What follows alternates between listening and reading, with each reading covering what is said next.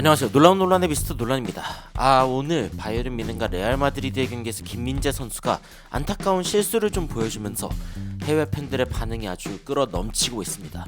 그런데 사실은 이 상황을 온전히 김민재 탓을 하긴 좀 어렵지만 뮌헨과 레알 마드리드가 2대2로 좀 비기게 되는 안타까운 상황이 발생했는데, 어떤 상황들이 발생했는지, 그리고 해외 팬들은 어떤 반응을 보이고 있는지, 그리고 김민재 선수가 오늘 경기 가운데 배워야 할 점들은 어떤 게 있는지 바로 들어가 보시죠.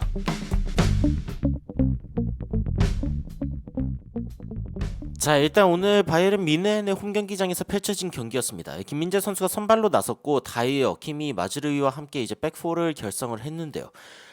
일단은 어떤 상황이 있었는지 좀 살펴보도록 하겠습니다. 바로 이 장면이죠. 논란의 장면인데, 23분 김민재 선수가 사실은 이제 비니시우스 주니어와의 맨마킹을 지시를 받은 것 같습니다. 그렇지 않으면 이제 이렇게까지 움직일 이유는 없는데, 김민재 선수가 이제 이렇게 붙어 있는 가운데 이 중간에 있는 크로스가 굉장히 넓은 공간이 뒤쪽에 있다라는 걸 딱 봅니다. 그래가지고 이 공간으로 이제 패스를 해주는 모습이 나오는데, 결국에 이 뒷공간이 무너진 바이에른 뮌헨이 비니시우스한테 공을 주게 되는 상황이 발생해 버립니다. 패스가 워낙 좋았죠. 이 패스길 자체가 사실은 굉장히 좋았기 때문에 김민재 선수가 바로 이거를 끊을 수가 없었고, 비니시우스 주니어하고 굉장히 빠른 선수이기 때문에 이 경합에서 결국에는 여유롭게 승리를 합니다. 그러면서 이제 슈팅을 가져가게 되는데, 사실상 주변에 아무도 없죠. 자유롭게 슈팅을 할 수 있는 상황이 되어버렸고, 이게 결국에는 레알 마드리드의 첫 번째 골로 이어지게 되었습니다. 다른 각도로 한번 살펴보면은, 자, 김민재 선수가 비니시우스 주니어를 따라 나온 상황에서 이제 이 패스가 들어갔고, 비니시우스 주니어가 이거를 따라 들어가는 장면이 나오면서 첫 번째 콜이 만들어지게 된 거죠. 이런 상황을 이제 직접적으로 김민재 선수의 이제 문제다라고 이야기를 할 수도 있겠습니다만, 여하튼 크로스의 판단이 굉장히 좋았다라고도 이야기할 수 있을 것 같습니다. 이게 이제 딱 들어가면서 이 골로 이어지게 되었고, 크로스의 패스가 굉장히 좋았는데, 그런데 ESPN에서 나온 한 보도에 따르면요, 이런 장면이 있었다고 합니다. 김민재 선수의 뒷공간으로 패스하기 직전에 이렇게 어느 쪽으로 가라라고 알려주는 크로스의 손동작이 있었다는 거죠. 그 다음에 이제 찔러 넣는 모습을 보여줬는데, 김민재 선수의 움직임을 기본적으로 파악하고 있던 크로스가 비니시우스한테 어떤 방향으로 달려가라라는 거를 지시를 했고, 이게 먹혔다라는 이야기가 ESPN에서 나오기도 했습니다. 토니 크로스가 굉장히 이제 김민재 선수에 대해서도 잘 알고 있다라는 점이 이제 나오는 부분이고, 김민재 선수가 늘 당하기만 했냐라고 하면 그건 아닙니다. 또 비니시우스 주니어와의 직접적인 어떤 볼 경합 상황, 이제 측면적으로 공이 전개됐을 때 김민재 선수와 비니시우스의 어떤 경합 상황이 나오기도 했었는데, 김민재 선수가 이겨내면서 골을 이제 지켜내는 그런 모습을 보여주기도 했죠. 그런데 사실은 이제 공격수들은 한 번만 성공을 해도 골을 넣을 수 있는 거고, 수비수들은 매번 이런 상황을 막아내야 되는 상황이기 때문에 어떻게 보면 수비수들의 어떤 긴장감이 더 클 수밖에 없는 그런 부분이 있습니다. 그리고 이제 레알 마드리드를 상대로 뮌헨이 두 골을 터뜨립니다. 하나 이제 사네 측면에서 바로 이 벼락 같은 슈팅을 통해서 만들어낸 골이었고, 그리고 두 번째는 케인의 페널티킥 골이었습니다. 이 두 골이 들어가면서 뮌헨이 홈 경기장에서 리드를 잡게 되죠. 이런 상황이었는데, 굉장히 아쉬운 상황이 그 다음에 펼쳐집니다. 이게 81분 장면, 경기 81분 장면인데, 비니시우스 주니어가 이제 공을 잡고, 그리고 중간에 이제 호드리고 선수가 이제 들어가 있는 모습인데, 이 상황 가운데에서 비니시우스 주니어가 굉장히 좋은 패스를 찔러 넣어줍니다. 자, 들어와가지고 안쪽으로 딱 찔러 넣어주는 패스를 넣어줬는데, 자, 이 상황 가운데에서 김민재 선수가 자신이 막지 않으면 사실상 슈팅 타이밍을 허용한다라고 생각을 했던 것 같습니다. 그래가지고 이제 조금 무리하게 수비를 하는 과정에서 결국에는 이 페널티가 부러져 버리고 맙니다.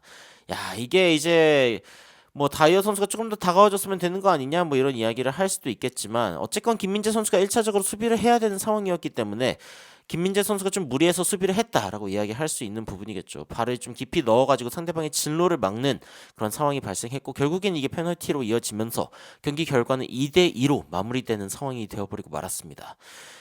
이게 이제 두 골이 나온 이 장면 전체가 이 김민재 선수의 직감적인 어떤 실수로 인해서 나왔다라는 점이 어떻게 보면 가장 큰 아쉬운 점이 아닌가라고 이야기할 수 있겠는데, 이 외신에서 어떤 식으로 이야기하고 있는지 일단 살펴보면은, 투엘 감독이 이렇게 이야기했습니다. 우리 굉장히 잘 시작했는데, 그런데 심지어 이제 먼저 선제골을 넣을 수도 있었는데, 근데 뭔가 우리의 작전대로 하지 않는 그런 상황이 발생하면서 결국에는 상대방의 득점이 일어났고, 그리고 이제 모든 것들이 어려워졌다라고 이야기를 합니다. 투엘 감독이 후반전이 좀 더 나왔다. 우리가 뭔가 좀 결심한 모습을 보여주면서 2대1로 만들어냈고 역전까지 이루어냈는데 그런데 이제 세 번째 골을 넣지 않았던 게 좀 아쉬울 정도로 많은 찬스가 있었다라고 이야기를 했고 뭔가 좀 이상하다는 생각이 들었다. 그들은 두 개의 찬스를 두 개의 골로 만들어냈다라고 이야기를 했습니다.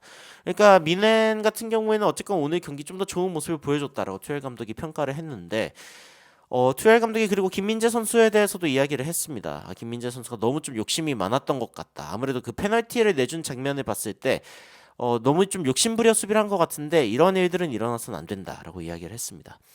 김민재 선수가 아무래도 조금 더 넓은 수비 범위를 커버하려다가 이런 상황들이 발생하기도 합니다. 그래가지고 그런 부분에 대한 지적을 한 것 같은데 이 해외 팬들도 이런 반응들이 좀 있었습니다. 그러니까 그 바이에른 뮌헨 게시판에 김민재 선수에 대해서 이제야 좀 다이어랑 데리우트를 시작하는 게 김민재 선수를 선발로 쓰는 것보다 나은 이유를 알겠다라고 이야기를 하면서 좀 빠른 선수들의 문제가 좀 있는 것 같다. 그리고 이탈리아에서 오는 어떤 수비수들이 좀 문제가 있는 것 같다. 뭐 이런 식의 반응하는 팬들도 있었습니다. 그런데 이제 가장 많은 그 추천을 받은 댓글은 사실상 김민재 선수를 좀 지지하는 댓글이었습니다.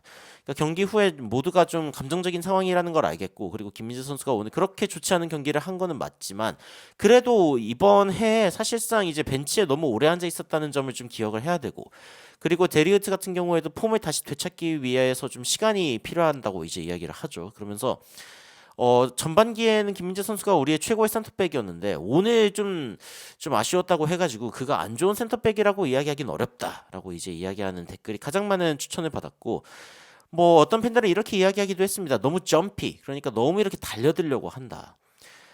그가 선발로 나섰을 때도 그렇고 뭔가 이제 그 침착함을 갖고 있지 못하다라고 하는 이야기가 있는 거죠. 그러니까 뭔가 이 공간에 대한 어떤 그 인식 능력이나 아니면 조금 더 이제 조금 더 좀 참아내는, 뭔가 달려들지 말아야 할 때 달려드는 그런 상황들이 좀 없어야 된다라고 이야기를 하는 것 같습니다. 그러면서 데리우트가 아무래도 가장 좀 침착하고 좀 균형 잡힌 그런 센터백 아니냐 뭐 이런 이야기를 하죠. 그런데 이것은 사실 좀 잘못된 지적이다라고 이야기를 하면서 그 밑에 또 댓글을 달립니다. 그리고 이 댓글이 더 많은 어떤 공감을 받았는데, 김민재 선수가 이렇게 막 뛰어들고 막 이렇게 막 공격적으로 하는 그런 부분들이 안 좋게만 보여질 수는 없다. 그가 원래 굉장히 좀 aggressive한 디펜스, 그러니까 굉장히 공격적인, 굉장히 적극적인 어떤 수비를 하는 선수인 거는 맞고, 그리고 공을 이제 예측하거나 잘라내는 그런 능력이 굉장히 뛰어난 선수인데 잘 되면은 그는 진짜 엄청난 선수다. 그러니까 이번 전반기처럼 김민재 선수의 어떤 예측들이나 아니면 수비들이 잘 될 때는 진짜 최고의 어떤 센터백 중 한 명이다라고 이야기를 하는데, 근데 이제 오늘 분명히 투엘 감독이 어느 정도 좀 공격적으로 플레이를 하라고 주문을 했을 텐데 이 스타일이 문제가 아니라 뭔가 이번에 이 엑스큐션, 그러니까 결국에는 이 플레이를 해낸 어떤 방식 가운데 좀 문제가 생겼을 뿐이다라고 이야기를 한 거죠. 해외 팬들의 반응을 보면은 그러니까 너무 overconfident, 너무 좀 자신감이 붙어 있거나 아니면 너무 over aggressive, 너무 이제 적극적으로 굴었던 게 좀 문제가 될 수도 있는 것 같다. 다이어 같은 경우에는 너무 실수를 많이 했기 때문에 무엇을 할 수 있고 할 수 없는지에 대해서 어느 정도 파악하고 있는 것 같다. 근데 김민재 선수가 오늘 경기를 통해서 좀 배울 수 있으면 좋겠다라는 반응들도 있었습니다. 그리고 뭐 어떤 팬들은 그에게 그 화가 나진 않는다. 사실은 그 두 모멘트, 그 두 순간 빼고는 나쁘지 않게 잘 했기 때문인데 뭐 참아야 되지 어떡하냐 뭐 이런 식의 어떤 이야기들도 있었습니다. 뭐 이제 축구 커뮤니티 사이트들에서는 김민재 선수에 대해서 이제 그 해외 팬들이 몰려가가지고 막 인스타에 욕하고 있다 뭐 이런 이야기들도 나오고 있기는 하던데, 뭐 그런 상황이 발생할 정도로 오늘 이 2대2로 끝난 이 경기에서는 김민재 선수의 활약이 좀 아쉽기는 했습니다.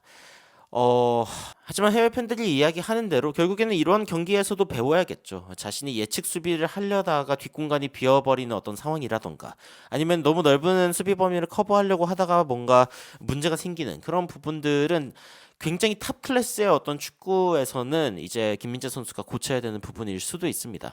하지만 김민재 선수의 장점 자체를 부인하면 안 되죠. 김민재 선수의 좋은 장점들은 잘 살리고, 그리고 자신의 단점들은 좀 커버를 하면서 더 완성형으로 성장하는 김민재 선수가 되었으면 좋겠습니다. 여러분들은 바이에른 뮌헨과 레알 마드리드의 경기를 보시면서 어떤 생각이 드셨는지 굉장히 궁금한데 댓글로 의견 남겨주시면 더욱 흥미로운 소식으로 찾아뵙도록 하겠습니다. 이상 놀라운 논란 미스터 논란이었습니다. 시청해주셔서 감사합니다.